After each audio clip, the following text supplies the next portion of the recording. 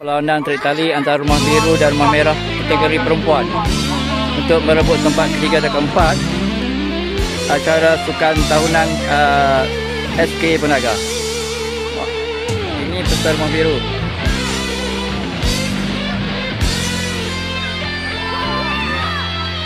Biru akan berlawan dengan Merah. Rumah Merah di sebelah kanan saya, Rumah Biru di sebelah kiri saya. Guru satu rumah buka dengan 2 orang guru sahaja. 2 orang guru untuk sokongan dan arahan. Pertama saya pastikan ada ikat ekor di belakang pinggang dan bahu. Bantu dan turun dalam baju semua. Dan aku mendari yang jauh. Berikanlah masa untukku mendendam kasih dalam syahdu. Tidak berhenti pilu. Nanti tengok dekat YouTube lagi.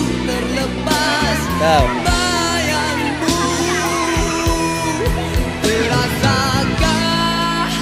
Langkahku makin laju melangkah batas rindu. Dan aku lagi condong. Hai.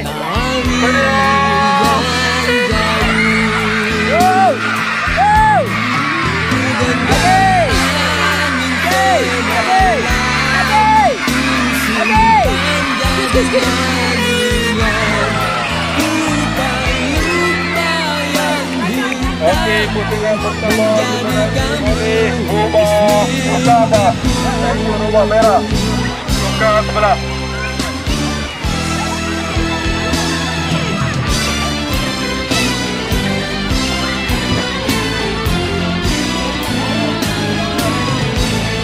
Luruskan tadi Rumah Merah, turun tarik. Luruskan tadi dulu. Tarik tadi dulu. Tadi luruskan tadi dulu.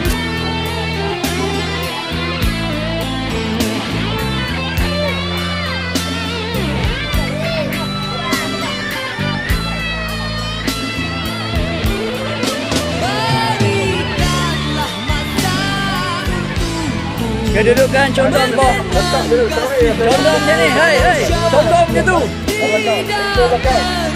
Tekankan tali.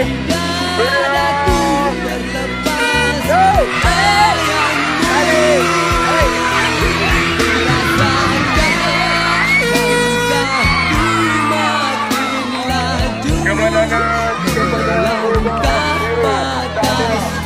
Biru.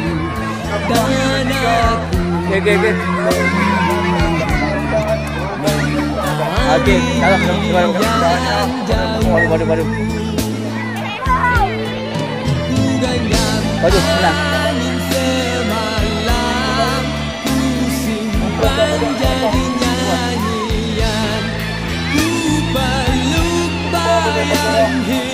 Okey, semua gerak ke